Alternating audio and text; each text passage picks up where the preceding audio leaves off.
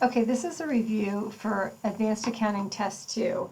I have started the first problem already, but I'll walk through it now, and then I kind of set a shell for some of the other ones. But so the first one we're going to be preparing consolidated financial statements. I mean, we're building up to that. And in this scenario, there's intercompany inventory that is being sold between the parent and the sub. So the parent regularly sells merchandise to the subsidiary.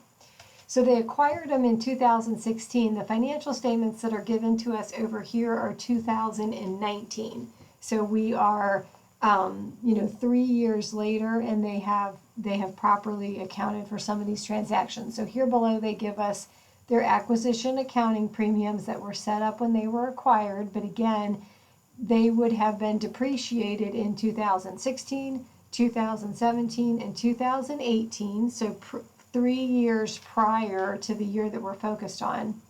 And then we would have to depreciate them in 2019.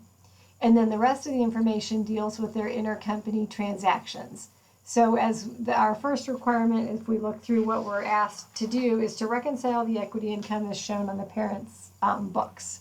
So when we reconcile the equity income, we always start with the sub's net income. So we come over to our net income statement here, and we pull the subsidiary's net income of $241,264, and then we adjust it. So what we are adjusting for is depreciation of this equipment here. So $200,000 with a 20-year life is $10,000 a year. Then we amortize the customer list. $105,000 with a 10-year life is going to be $10,500 a year. And we amortize the patent. $75,000 with a 10-year life is $7,500 a year. So those are going to be adjustments to that subsidiary's net income, because these are assets that we are setting up in consolidation and nobody is depreciating them or amortizing them between the parent and the sub. Then the next thing we have to deal with is the intercompany inventory. So in 2018, we're really just focused on what was in the ending inventory. So $15,000 of deferred profit was remaining in ending inventory. So we would have started 2019 with those amounts in our inventory and we would have sold them out. So if we sold them outside of the consolidated group, we get to recognize that. So we are now going to recognize that deferred profit. Let me just make that a little bigger. So that $15,000 comes in. Now, then we get to the end of this year. Now, if we were doing all of our consolidating entries, which we will do below, we're going to have to deal with the sales and the amount that's in the receivables. But when we're reconciling out our net income, we're just going to focus again on what's in the ending inventory.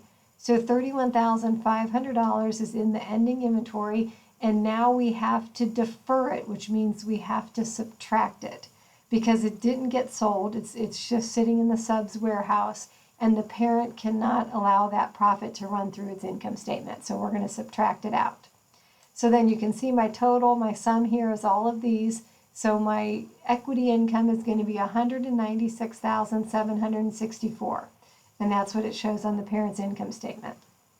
Then the second requirement says, okay, reconcile out the equity investment. So I do that by journal entry. So my E entry would be taking my subsidiary company's common stock off of the books, my paid in capital off of the books, and then the beginning of the year retained earnings off of the books. So I subtotal all of those, and this would be my E entry, which would be crediting my equity investment if I was doing my journal entries. But so right now I'm just kind of mapping out what makes up that total. Then my A entry is going to be all of my acquisition accounting premiums, but like I said when I started, we've already depreciated for 3 years. So I have taken each year's depreciation, so the $10,000 for the equipment times 3, and subtracted that out. $10,500 times 3, subtracted that out.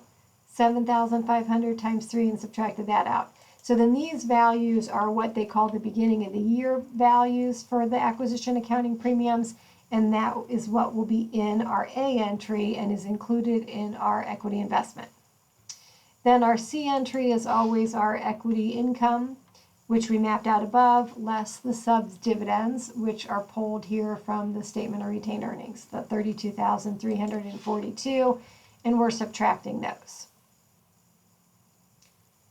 And then finally down below here, the beginning, the profit that was in our beginning inventory, that deferred profit, that's hung up in the equity investment. So at the beginning of the year, that's where it resides until we recognize it during the year. So it'll be a offset or a subtraction to our equity investment account. Okay, then the final thing says now prepare our I entries. So I'm going to try to see if I can do those right here so that I can still see all of the problem. All right, so we would have an I sales entry, and in that I sales entry, we're going to debit the sales to take them off of the books, and we're going to credit cost of goods sold.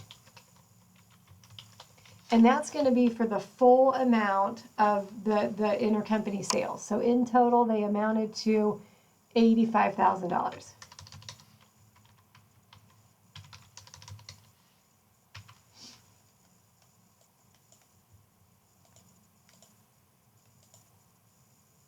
Okay, then we're going to have our beginning entry. So our beginning entry, we are going to debit the equity investment for that profit that, again, got hung up last year but gets to be recorded this year, the $15,000. And then we're going to credit cost of goods sold. Because the reason we're crediting cost of goods sold is when the sub would have sold that inventory, they would have charged out cost of goods sold at that marked up price that the parent sold it to them for. So in effect, our cost of goods sold is too high. So by crediting it, we're bringing it back down to cost. Oops, sorry, Jennifer. Then we'd have our I end inventory entry, which deals with our ending inventory. And then in that one, we are going to debit our cost of goods sold. And then we are going to credit the inventory.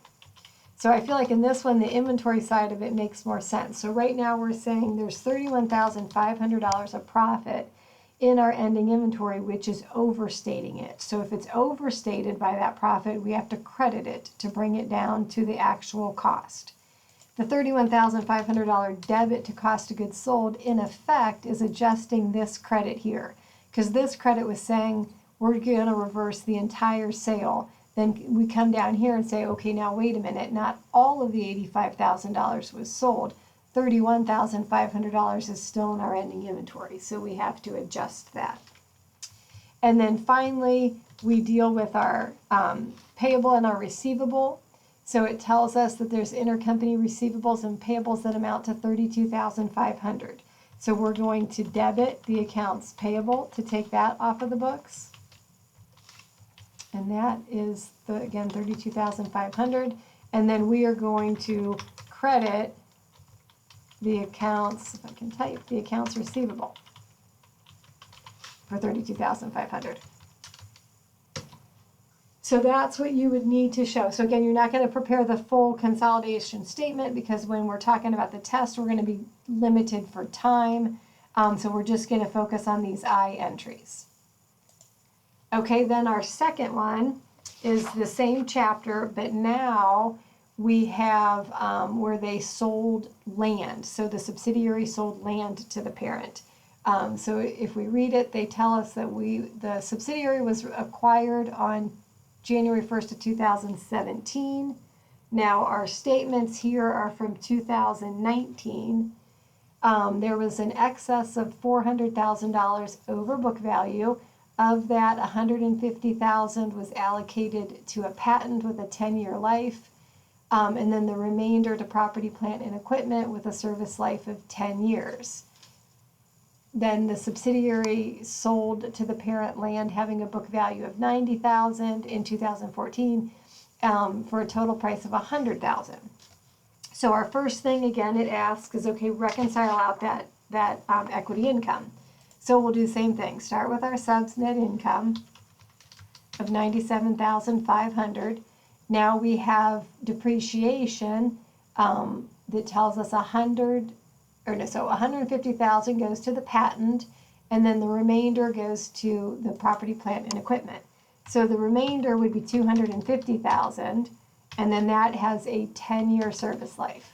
So we're going to amortize that property, plant, and equipment out for $25,000 each year, and then the patent, $150,000, divided by the 10 years, we're going to amortize that at $15,000. Now in this case, we don't have any of these, so I can go ahead and get those out of my formula. Okay, then we subtotal that, so, oops. So I think the difference I'm off is that gain. So I think that what has to be happening here is it has to be in that year. So in that year, the sale of the land must have happened. So I have it written up here as 2014, but I think it's really going to be, it must have been a typo, 2019. So we're going to have to adjust the subs net income for that gain. So let me insert that here.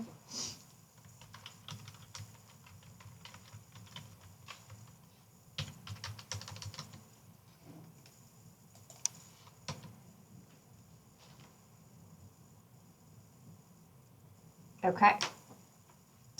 So then we would come down, and then the next thing is says reconcile out the equity investment. So again, I go through my entries. So my E entry deals with my common stock, my paid-in capital. So my common stock is $125,000. My paid-in capital is $256,800. And then again, my beginning of the year retained earnings is up here, so $724,000.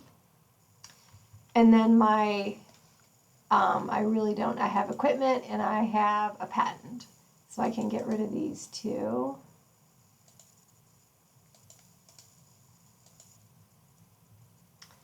So then the equipment started at the $250,000.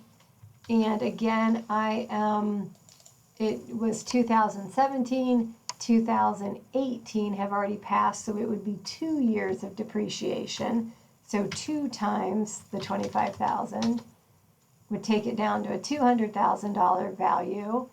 The patent is the 150,000, and again 2 years times the 15,000 I'm amortizing that to would take that value down to 120,000.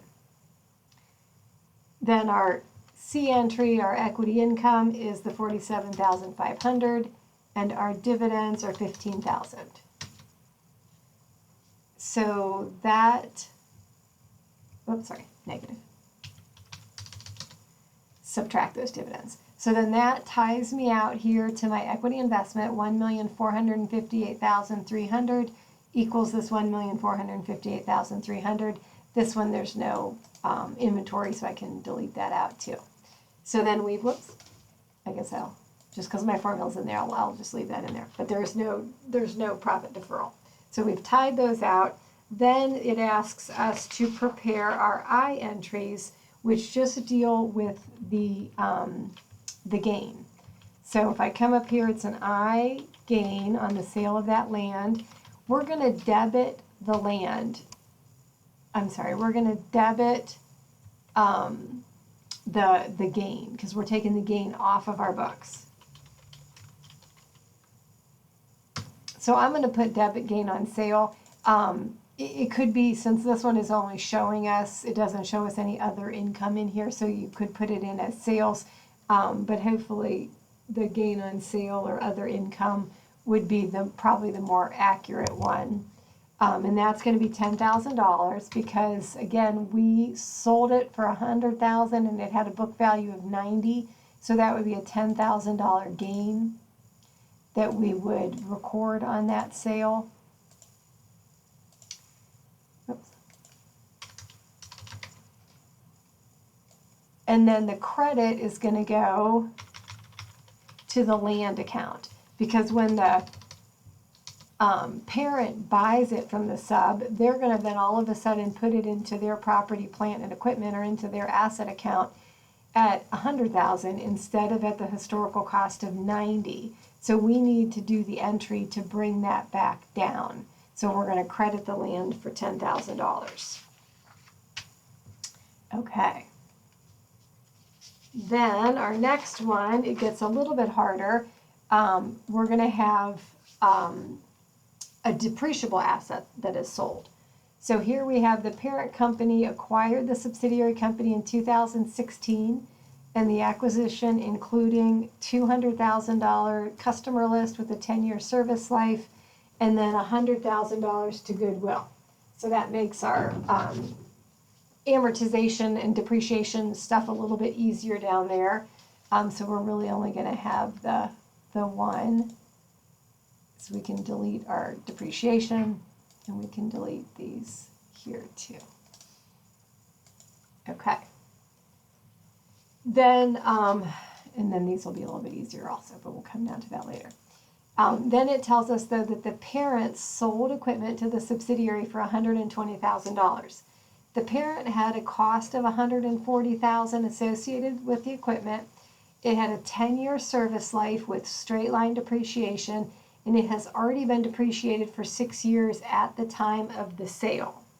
And then the financial statements for 2020 are given to us below. So it's 1 year after the equipment sale. So it's not the year of the sale, but 1 year after. Okay. So the first thing they ask us again to do is, well, no, in this case they ask us to calculate the gain, because we do have to do a little bit of work to that. So I think I'll come up here. So if our historical cost is $140,000, and it has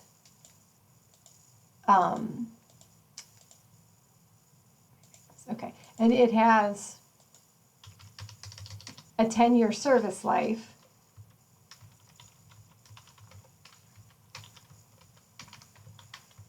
we're going to take that $140,000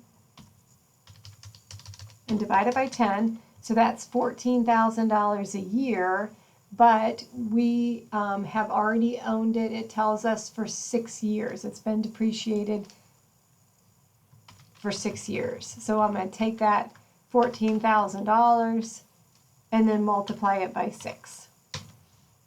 So then my net book value is going to be the $140,000 minus that $84,000.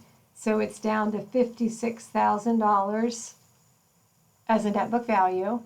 And then my purchase price was $120,000.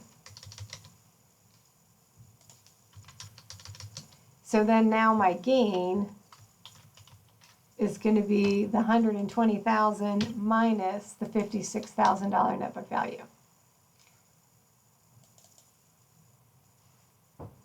So that would be the total gain on that transaction. So that's the first thing it asks for. Then the second thing it asks for is now, okay, reconcile out the equity income. So the sub's net income, if I pick that up from the income statement, is $140,000. And then the amortization, it's a customer list of $200,000 with a 10-year useful life. So that's going to be $20,000 a year.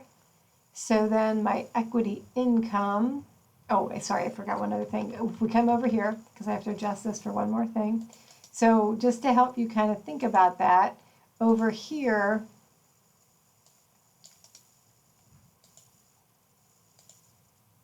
this is being depreciated at what, $14,000 a year.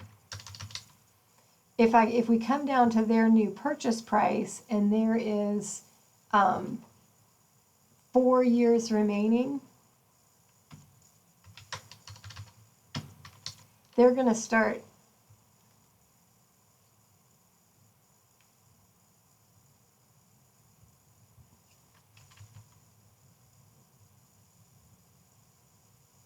all right, let me see here. I feel like that's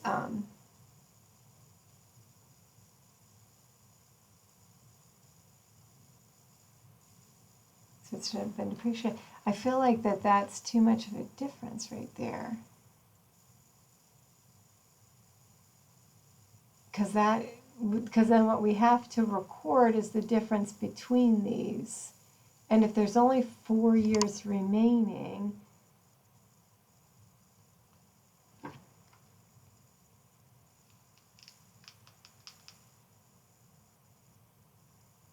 I think there's 6 years remaining. I think is that, so I want to say that this is, it's been depreciated for 6 years, but there's not, but there's also 6 years remaining on the asset versus 4. So maybe I just didn't copy a line in when I took my picture in here. So I think I'm missing the next line on there. Okay. So then now that creates a difference in our depreciation. So the parent company is going to be depreciating it at $20,000 a year, but the historical cost depreciation is at $14,000 a year. So then we need to come in and adjust that depreciation.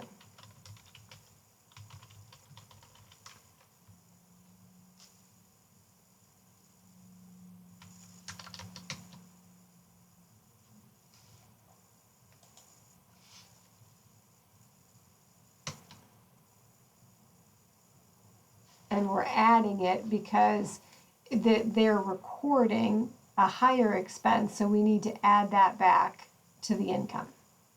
If they, you know, that's normally how this works, because when they purchase it, they're purchasing it at a higher value. Okay, so then now that ties out. So I apologize, that was a little confusing with the, we needed one more sentence up here at the top, but so assume there's 6 years remaining.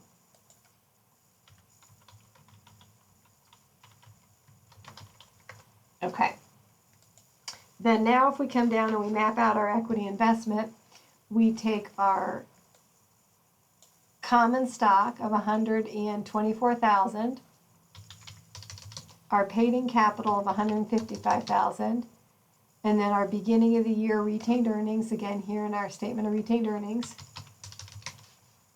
That gives us a $504,000 right now, but we got to keep going. Now our A entry is going to be a little bit smaller. If we go back up, all we have is the customer list and goodwill. So we can get rid of this and this. Okay, so our customer list started at 200,000, and then our goodwill at 100,000.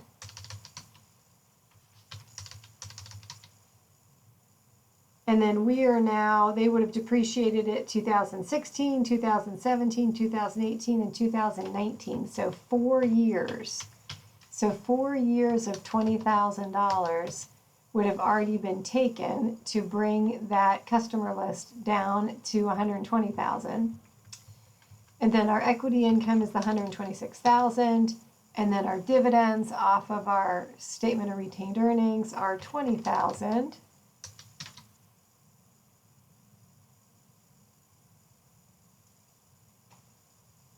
And then what we have to account for now is the deferral of the gain.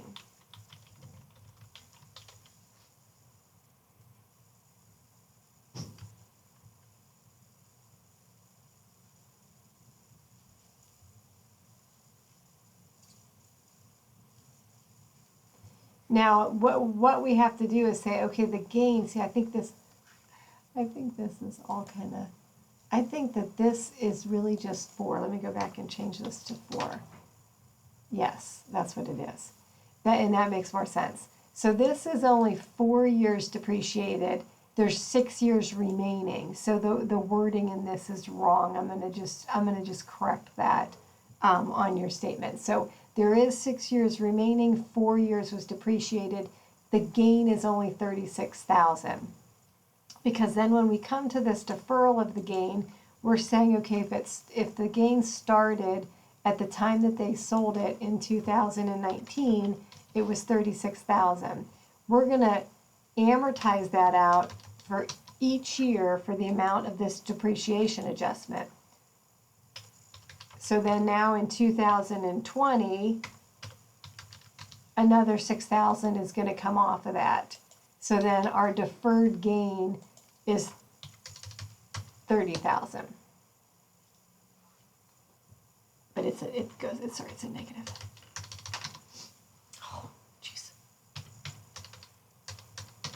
Okay, so 30,000.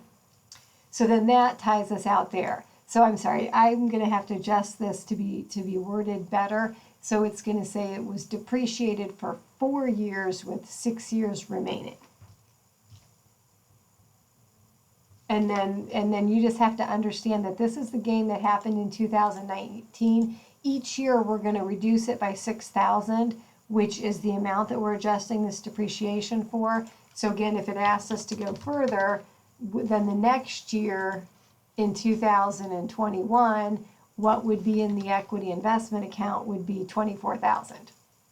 So each year it's going to go down by that 6,000 until we get to the end of the useful life. Okay, so I apologize, that one was a little bit messy, but that is how we calculate that. Now then our I entries, we have 2 I entries. So our I gain entry is going to take the equipment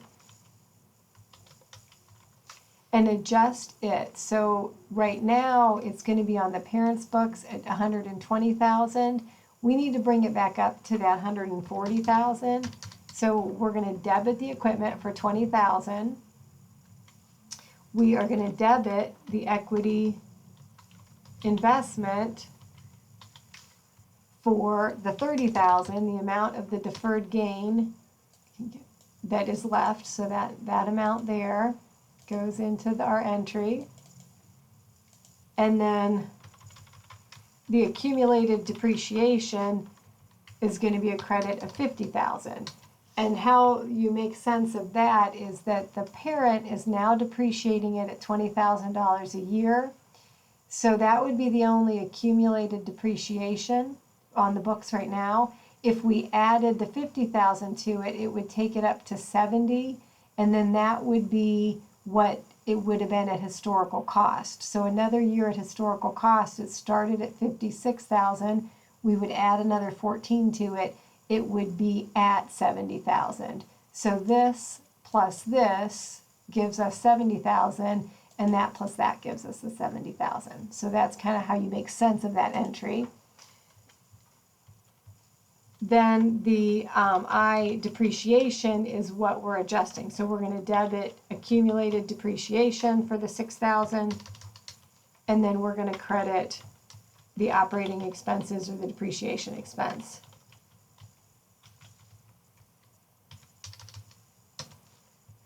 And again, if you're putting this into the homework, I mean, make sure, I guess I'm thinking here, when we do it in our consolidation, it goes right to operating expense, and it goes right to property, plant, and equipment net.